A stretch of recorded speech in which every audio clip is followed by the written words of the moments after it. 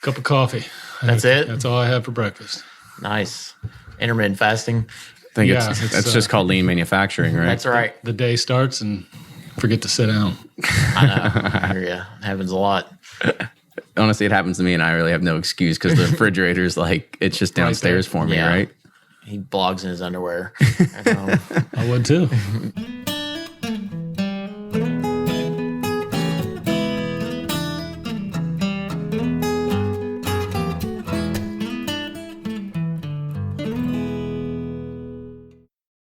Always find what you love at Total Wine & More. With so many great bottles to choose from at the lowest price, it's easy to find your favorite Cabernet or a new single-barrel bourbon to try with some help from one of their friendly guides. And with every bottle comes the confidence of knowing you just found something amazing. With the lowest prices for over 30 years, find what you love and love what you find only at Total Wine & More. Curbside pickup and delivery available in most areas. Visit TotalWine.com to learn more. Spirits not sold in Virginia and North Carolina. Drink responsibly and be 21. Play Whiskey Wednesday Round 11, the memory game. Until June 26, each week you could win one of our 12 incredible grand prizes. Select 2 doors at checkout. And if they match on drawing night, you'll win that bottle. Not a match? No worries. You still score a Weller 12-year. Every $5 ticket gives you 5 chances to win, including 4 weekly bonus prizes. Get your tickets now at give270.org. Charitable Gaming License ORG 0002703. From their bar to yours, Chad and Sarah of the popular YouTube channel It's Bourbon Night bring you their favorite at-home old-fashioned mix with the new Elemental Elixir's Golden Hour Syrup. It's a custom-made syrup with notes of bold black tea, warm spices, and orange zest. All you need is your favorite whiskey and ice. No bitters needed. One bottle makes 16 drinks, so that's only $1 a cocktail before you add your own whiskey. They can also be enjoyed in other cocktails or spirits, mocktails, coffee, tea, and anything you can think of. It's crafted locally in Lexington, Kentucky, and you can get your bottle now at whiskeyambitions.com. Ed Bly and Rising Tide Spirits are back again with a new release of Old Stubborn Bourbon. And this release of Old Stubborn is a premium hand marriage of 10, 11, and 12-year cask strength, barely filtered pot still bourbon. It comes in at a staggering 123.8 proof. And the flavoring grain for this one, which the last one was wheated, but this time it's now rye. Rich, sweet, and bold with a long finish that's sure to be another eye-opener. You can order online at Sealbox or thebourbonconcierge.com, and you can even purchase in person at Revival Vintage Spirits, and even now with very few select stores in Kentucky. You can get it now while you can, but be sure to do it because it's not going to last long. Do you ever pour yourself a bourbon, swirl it around, and then start struggling to come up with tasting notes? And perhaps you're also looking for a good Father's Day gift idea.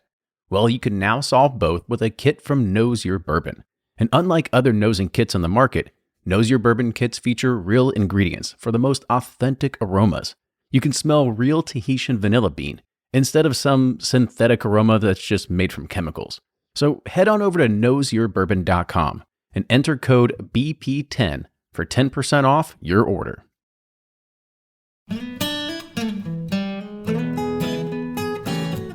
Welcome back to the episode of the Bourbon Pursuit Podcast. Kenny and Ryan here today, and we are at another location. This is actually a very first for us. We're at our first cooperage. Yeah, we've been wanting to come to one for so long, and it was just so cool to see what goes on, and we just went through the whole process. And I'm excited for our listeners to kind of, the barrels where a lot of the magic happens. So I'm excited for the listeners to kind of get to, some knowledge on what the process is on getting the from from the tree to the barrel, to the finished product. So I'm excited about today's episode. Yeah, I mean, I think it's really cool just because of the fact that, as you said, I mean, there's so much flavoring, so many characteristics that go into bourbon that just comes from the barrel itself, and you kind of forget about the process that even goes to that part, because everybody is so fascinated with going to distilleries and they see the whiskey being made, but they don't realize that that's going to taste like crap until it really ages and matures, and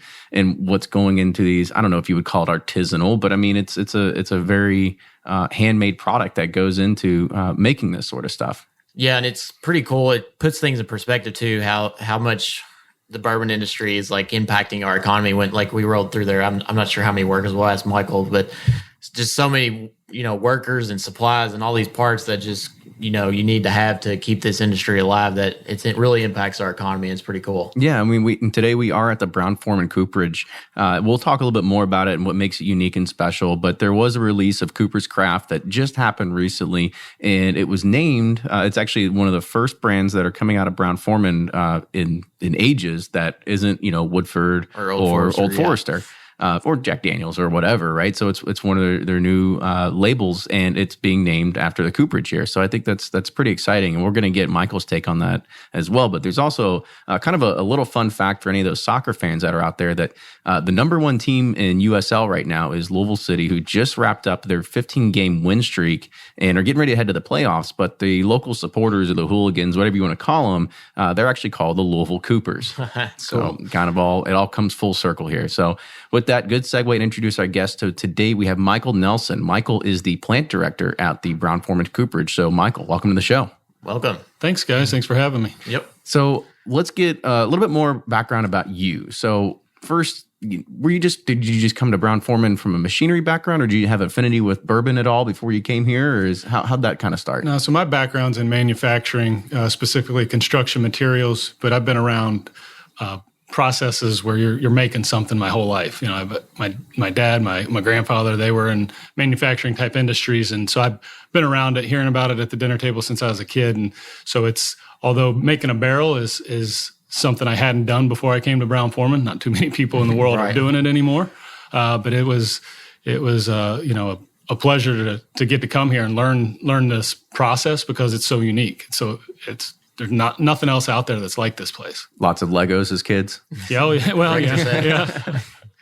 So I guess did you have a affinity or love affair with bourbon before you started here, or is it just kind of a byproduct of maybe working here or something like that? It's probably closer to a byproduct. I've always been drawn to tradition and heritage and anything that's truly American has always kind of been a draw to me, and the culture that is around bourbon.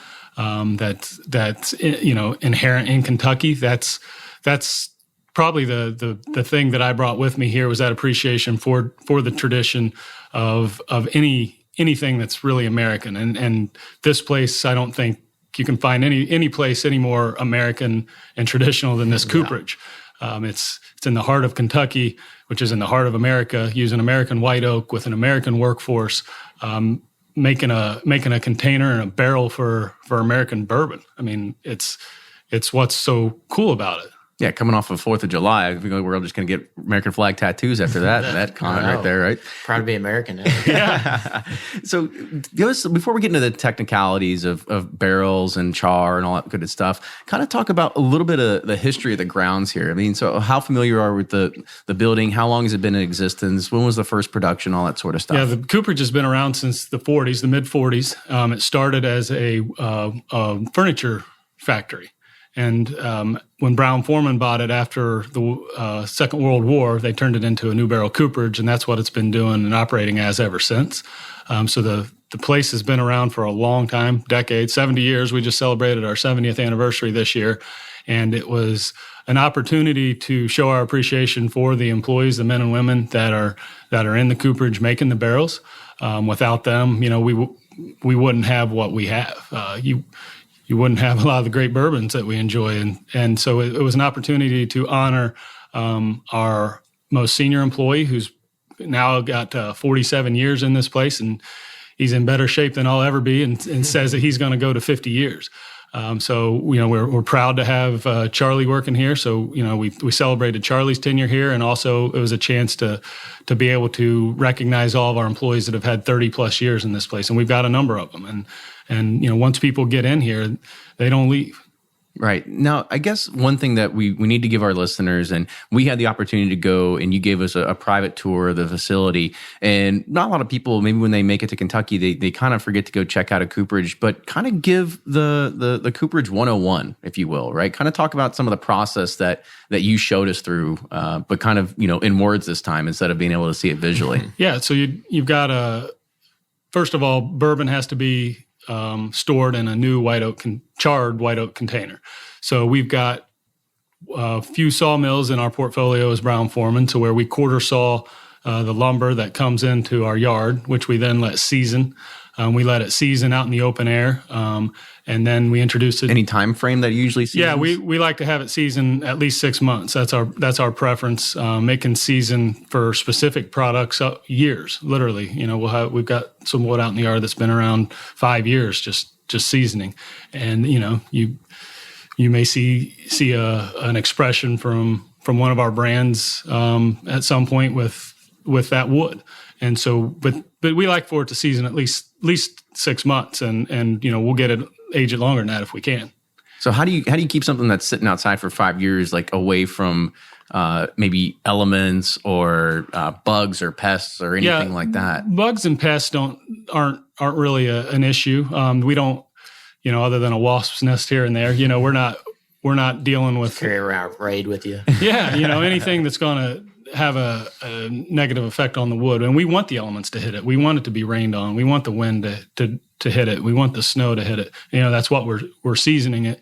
And we want Mother Nature to do its thing and dry it for us as well. It's cheapest way to dry lumber is let Mother Nature do it. But it can only do so much. So then we have to introduce it into our kilns and we dry it to our moisture specifications, and then it's ready to be introduced into the process. So we kind of got an idea that we saw it go from, actually we didn't get to see the yard because I'm sure it's massive, but it went from a yard to like an indoor drying area, right? And you said, it was pretty massive. It's like an airplane hangar, right? Yeah, so we store our wood in that, what we call dry storage. We store the wood in there after it's dry. We don't want to let it get rained on once we've dried it. So we'll introduce it into dry storage, and then it's ready for production. So how often are you going through this airplane hangar full of wood? We'll turn that over about once a week. And it's you get in there and there's lots of white oak in there. It's a pretty, you can smell it. It's cool. It's impressive. It's got a nice smell to it, and it's cool to see. But relatively speaking, we don't consume a lot of wood relative to the market, to the industry, to the housing market drives wood consumption. So we still stay pretty tight to the forestry industry because we have a vested interest. Our entire industry has a vested interest in seeing that the white oak is around forever. It's a sustainable resource, and we intend to keep it that way and support the forestry industry where we can as a company because it's critical to our business. Right. So after it goes from the drying area, did we see it go through like a planer or something like that, where it's cutting edges or smoothing it or something like that? We get the raw staves and heading pieces that have been cut at the mill. We dry them, and then we introduce them into the process, which starts with planing the wood, which puts smooth surfaces on the top and bottom. And then we do what we call joining the wood, and that's putting the edge on the sides of the board of the pieces of heading and staves. So then the staves can fit tightly together to make a barrel. Because at the end of the day, the object of this game is to make a tight fitting barrel that holds a liquid. That liquid being whiskey.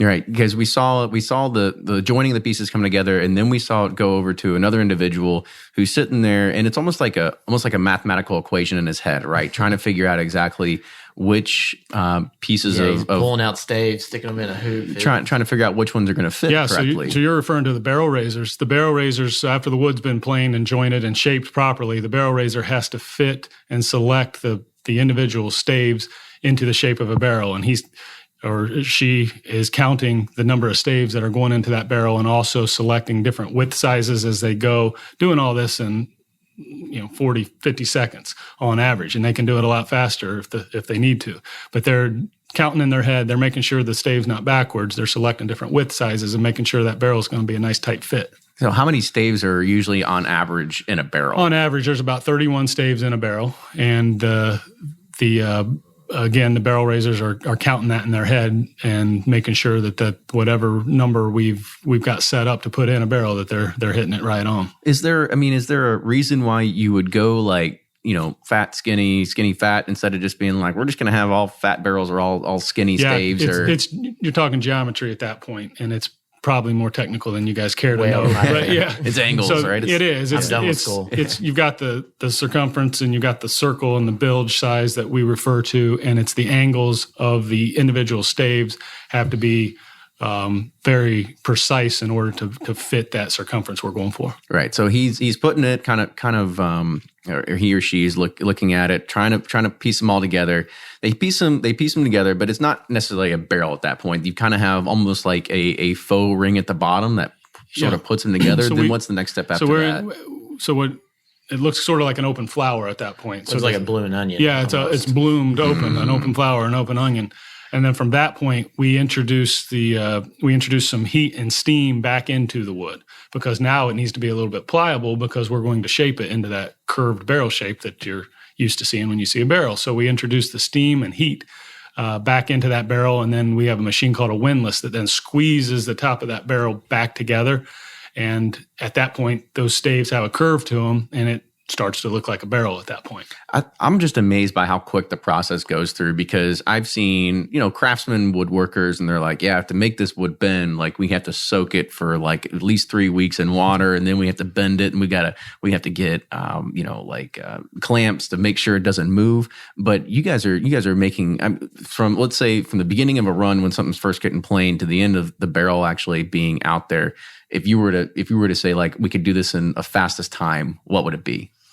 Yeah, that's always a tricky one to answer. I get that one a lot, and it's because we make our material in sections. We walked through the different departments: our heading department, our stave department, our barrel raising department, and then we've got our windlass and different machines. It doesn't flow straight from one end to the other, but it probably we could take a barrel half an hour to get through the process. Right. Okay. So it goes through its steam. We put the rings on.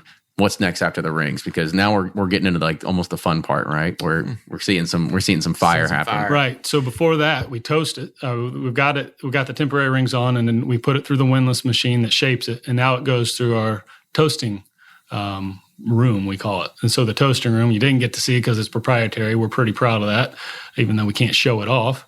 It's designed in-house, and it's a radiant heat that starts to caramelize the sugars in the wood and gives it a nice toast. It's like toasting a marshmallow. If you radiate that, get that radiation from the heat over a campfire, you get that nice golden brown. Well, that's what we're doing to the wood. We're caramelizing those sugars and changing the composition of those sugars.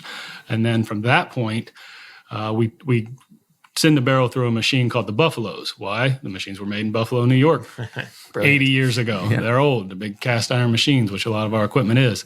And so that rolls out and smooths the barrel and helps to shape it. Again, aligning those side joints that we call the sides of the stave, so it's nice, tight fit. And that machine also tightens that barrel up good and tight before it goes to the char fire, which is the big grand finale that everybody loves to see because it's pretty cool to see. Yeah. So the char fire is then literally catching the inside of that barrel on fire. And then we'll let it burn as long as we choose to for whatever specifications we're going for.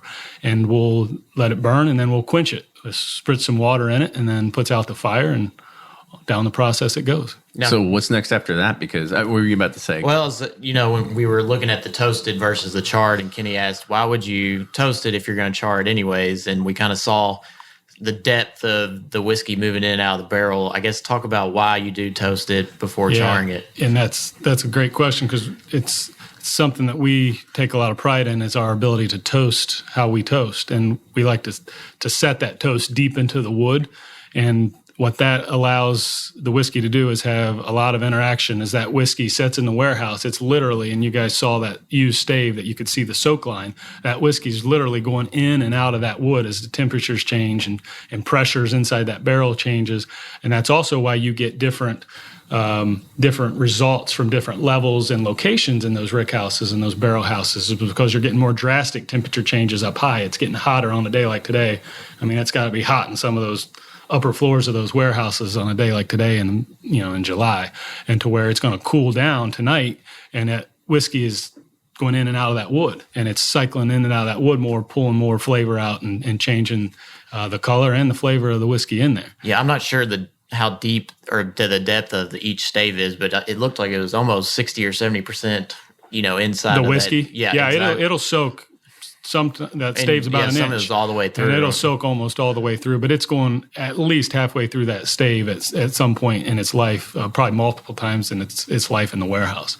So it's going halfway through, and we kind of touched on this when we were doing the tour. Well, why wouldn't you could make almost 2 times more barrels if you split the size of the wood that you're making the stave out of in half, and why wouldn't you do that? So the thickness of the stave is, we don't want that whiskey to come all the way out through that wood and leak out, because anything that you refer to it as the angel share. Any of the angel share, whether it's evaporation or just a pure leak in the barrel, it's not going in a bottle.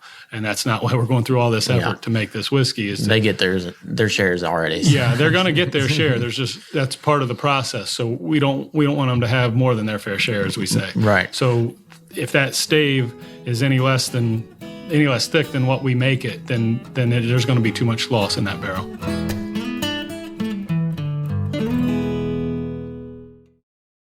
Shopify's already taken the cash register online, helping millions sell billions around the world. But did you know that Shopify can do the same thing at your retail store? Give your point of sale system a serious upgrade with Shopify. Shopify's point of sale is your command center for your retail store. From accepting payments to managing inventory, Shopify has everything you need to sell in person. And with Shopify, you get a powerhouse selling partner that effortlessly unites your in-person and online sales into one source of truth. Track every sale across your business in one place and know exactly what's in stock. Connect with customers in line and online. Shopify helps you drive store traffic with plug-and-play tools built for marketing campaigns, from TikTok to Instagram and beyond. And get hardware that fits your business. Take payments by smartphone. Transform your tablet into a point-of-sale system, or use Shopify's point-of-sale Go mobile device for a battle-tested solution. Plus, Shopify's award-winning 24/7 help is there to support your success every step of the way. Do retail right with Shopify. Sign up for a $1 per month trial period at shopify.com/bourbon, all lowercase, and go to shopify.com/bourbon to take your retail business to the next level today. Shopify.com/bourbon. If you're anything like me, then you can't get enough about bourbon. And that's why I'm a subscriber to Bourbon Plus magazine. Bourbon Plus is a quarterly publication that tells the stories from the heart of bourbon, the farmers who grow the grain, the distillers who labor over the process, and the people like you and me who raise their glasses to celebrate it all. Subscribe to Bourbon Plus magazine today at bourbonplus.com, that's PLUS.com, and use code PURSUIT at checkout for $5 off your subscription.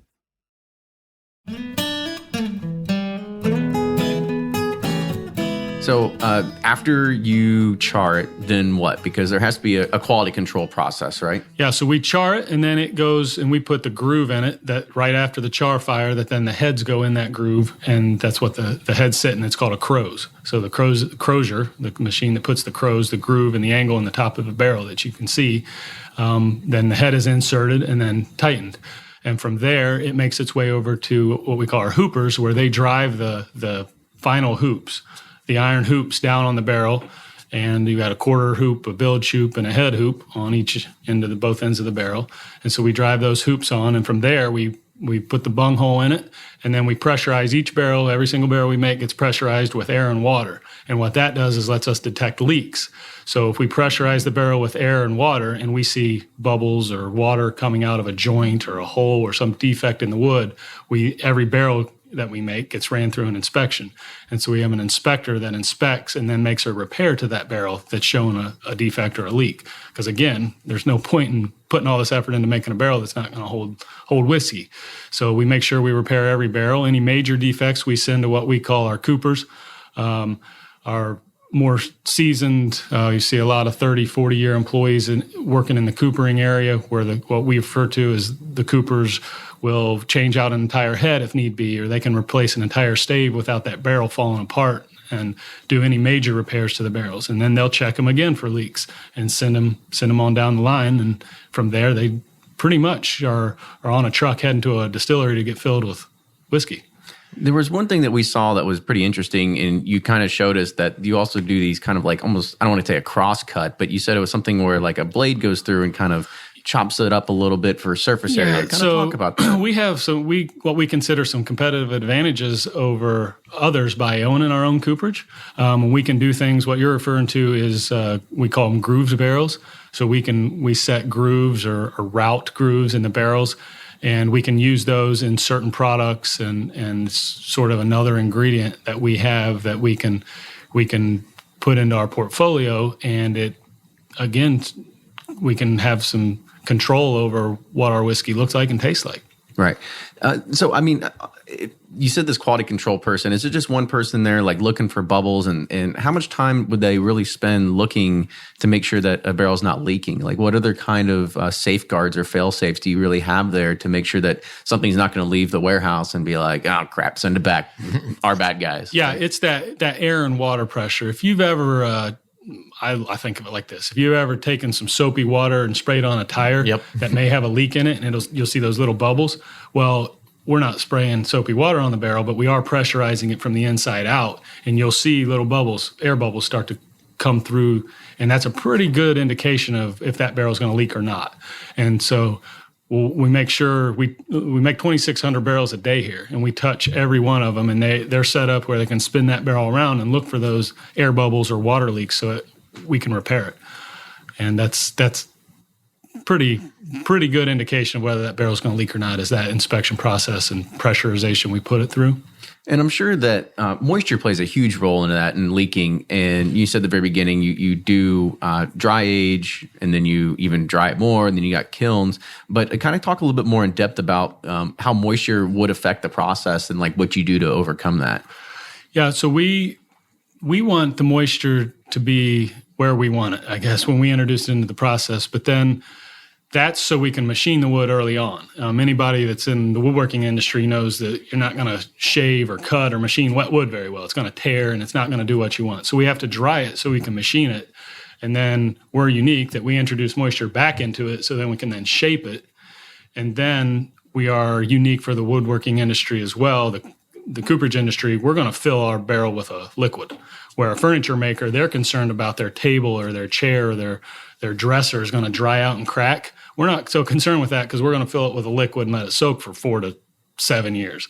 And so that's the old timers will tell you that the best cooper on earth is liquid or water, because that wood's going to start to swell. So if there's some minor leak or it's maybe starting to get a little moist around a joint, that wood's going to swell up as it sits in the warehouse, and it's going to seal itself. Oh, okay. So it's like its own personal built-in Band-Aid, if you will. It is, literally. Oh, so during the quality control process, how many average number of barrels would you say are ever like discarded, right? Because it sounds like you've got two fail stops there. You've got one that's like, okay, we can do a minor repair, and then like if it's a major repair, it goes to the cooper. So it sounds like you have very minimal waste whatsoever. It's very minimal waste. The reason being is we can, even if a barrel would literally fall back into individual pieces, we can gather that back up and try it again. So we're not going to throw anything in the dumpster and send it to a landfill. First of all, it's not good business sense because we paid for that wood, so we're going to use it. And we like to say we were green before green was cool. If you guys remember, you heard a humming noise in the background, a constant hum, even when we were back in the tour room where it was kind of quiet. That's our dust collection system, and we used our wood shavings that we're shaving to fuel our wood boiler. So we then use for our steam that we use in the plant, and even for heat in the winter, we're using that sawdust to fuel our heating system. And so we're really wasting nothing. Right. So it really is kind of lean, right? You're saving money while you're doing it, saving a little bit of the planet while you're at it. And we noticed that when we were going through there that it's a very, very automated process now. So kind of talk about, is there any process that it doesn't have any sort of machinery involved anymore? Or is it, and how would they do this before? And maybe you can give us a little bit of insight, like when these machines were manufactured and put in as part of the process. Yeah. I mean, barrels have been around for literally hundreds and hundreds of years. And before petroleum, before there was containers and bags that we use today, everything was in a barrel. It wasn't uncommon to go to the hardware store and see a barrel full of nails or screws, or they shipped apples or fruit. Barrels were the only option for a container. Probably not that long ago, 120 years ago, barrels were the only container available. Back in the days. No Tupperware back then. No Tupperware. I mean, slack barrels were for storing things other than liquid, and then tight barrels, which we're making over here at the Cooperage, is what they would use for holding any kind of liquid, including whiskey. So as the industry has subsided, the cooperage industry, there's not a cooperage in every small town like there was once.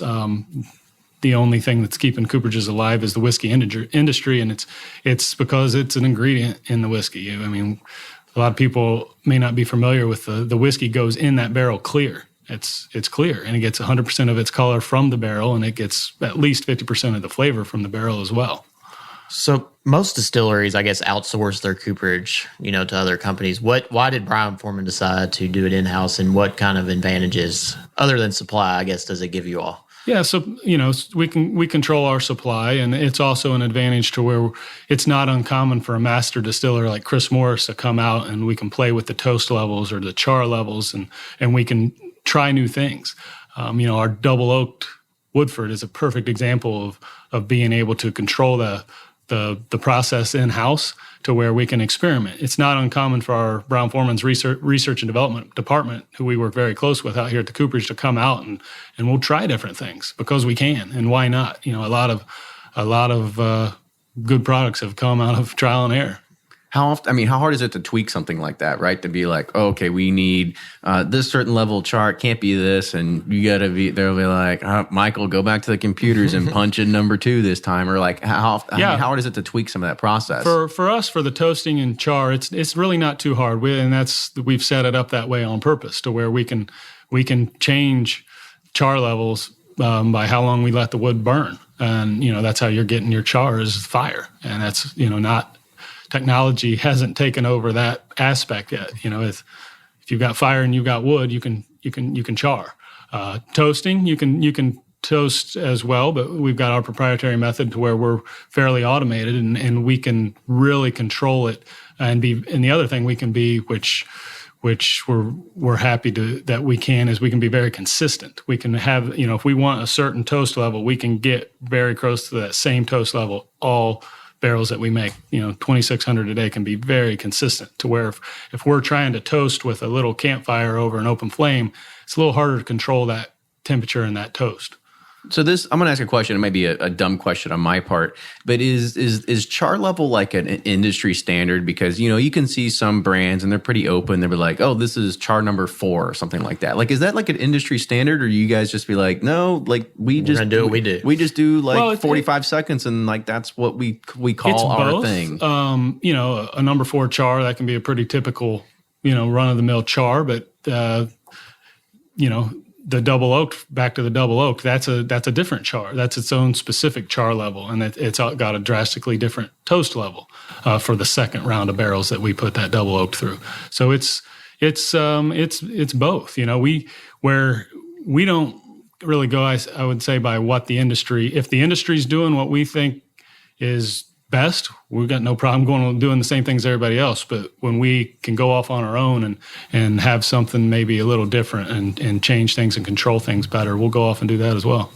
So talk about a little bit more about the process of wood in general. I know you kind of gave us a little insider secret, but when I was trying to come up questions with this, I was thinking like, well, it has to be just the rate of inflation and the way things work. I mean, is it getting more costly every single year to produce barrels just because wood might be at an all-time shortage or anything like that? Yeah, we don't get to hide from anything that the rest of the world, inflation's going up, the cost of goods are going up, the cost of everything continues to rise. So the cost of a barrel continues to rise.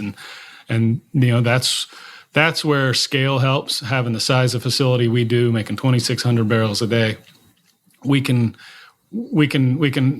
use scale to our advantage, but we're also every day looking for a more efficient way to do it, looking for a better way to do it. We're, out here at 4:30 the other morning asking some of our employees in a safety meeting, okay, what are your ideas? How can we make this more efficient? What can we do? I'm always under the theory or the thought process that the person doing the job knows it better than anybody else on earth. If you're standing at a machine or making something for 10, 12 hours a day, who else knows that process better? Not me. It's that person that's doing the work. So we got all these suits coming here telling us what to do, right? Yeah. Right. I mean, we've all thought it, and we've all suffered that, and we've all been there in the manufacturing industry. So how can we leverage the diverse workforce that we have at the Cooperage? And we've got a diverse workforce in every aspect of the word, and we love it. We got young, we've got old, we've got different nationalities and genders and races, and we always are looking for a way to use that to our advantage.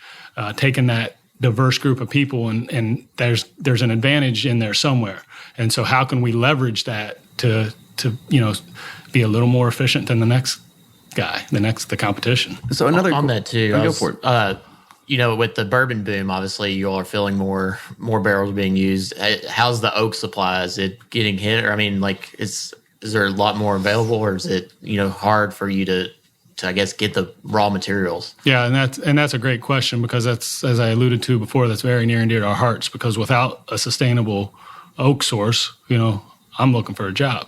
And so the supply is there. We don't drive the market. The housing industry drives the market. So we're competing on the open market for timber, and when the housing industry is up, supply is up. When the housing industry goes down, supply goes down. So there's no problems sourcing wood.